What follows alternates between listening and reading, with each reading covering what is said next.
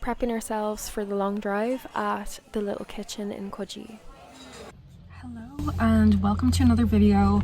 Finally a travel one. So we are going to Port Stephens, which is about 3 hours north of Sydney, for the weekend, just for one night, and we are going to be getting up to loads of cool stuff. So we have this quad biking booked. We are hoping to go on a camel as well and hopefully get to feed some sharks and stingrays. We stayed at Port Stephens Motel for the night. Really reminded me to Schitt's Creek if you've ever watched it. The place was in the heart of Nelson's Bay, so really near cafes and restaurants. And yeah, I really loved the room. It was very quiet and it was really nicely decorated. We even had our own little balcony.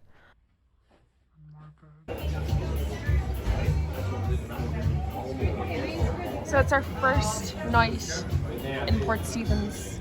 In Nelson's Bay, not in Port Stephens, because Port Stephens is actually an hour from here, as we found out on the car journey when we made it to Port Stephens and had to drive an hour back here. It's raining. Now I forgot to bring my clothes, but we're doing all the activities tomorrow In the rain. Yes. It's actually pissing. Day 2, what a change in weather. I was so happy to wake up to this. So this is Nelson's Bay Marina. We're just walking to grab some nice brekkie. You can get a whale watching cruise from here as well. Key number 2. The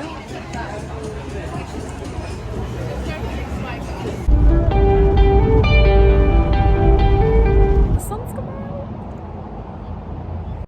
I see sand dunes. This is where we're going to do the quad biking. Hello.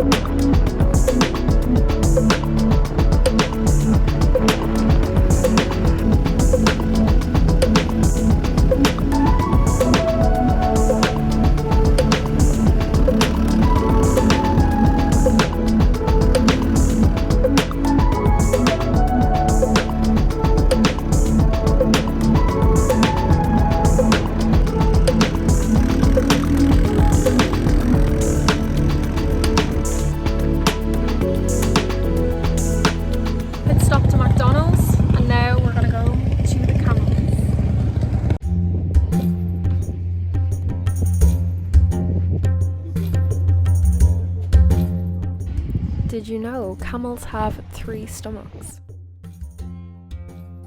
I believe these are the only camels you can ride at Port Stephens. It's Oakfield Ranch camel rides on Ruby Beach, and you just walk in, so anytime between 10 a.m. and 3:30 p.m. as of now.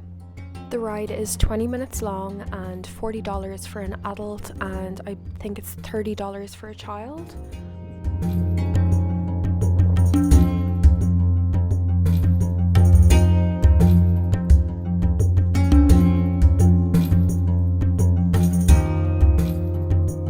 Just finished the camel experience and it was unbelievable, and we learned so much about them.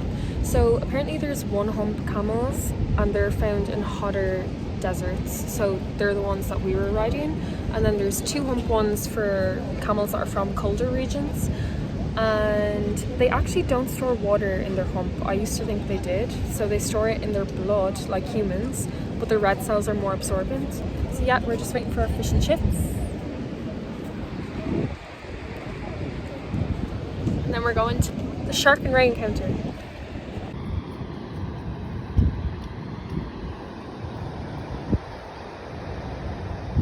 Last touristy stop of the day, Irukandji shark and ray encounters.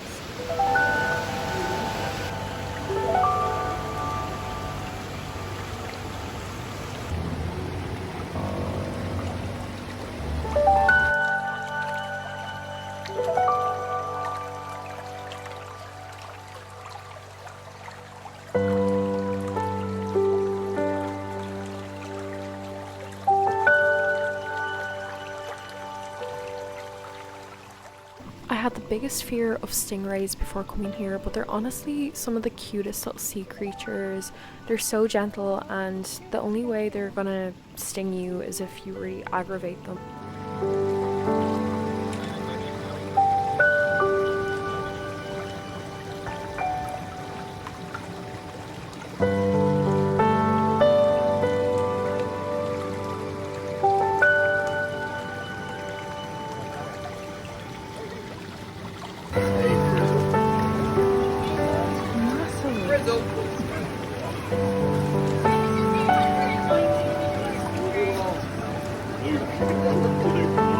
Little baby here.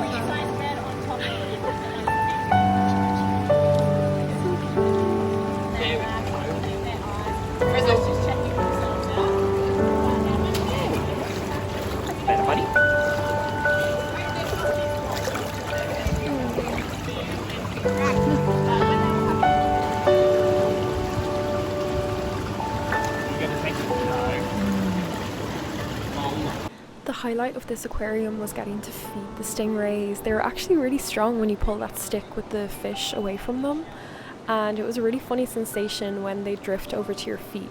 They'd never bite your feet, but it was cool. And they all have a different pattern on their coat. So, end of this fun-filled adventure day, we're gonna leave the Shark and Ray Encounters place, and oh my gosh, it was so much better than I expected. We got to see the stingrays and sharks, we got to feed the stingrays, pet them. Turns out stingrays are made, or their coat is 80% alcohol and 20% mucus, which is crazy. It's like a really slimy feel, but super friendly. And we saw the biggest stingray, Lola, who's 350 kg.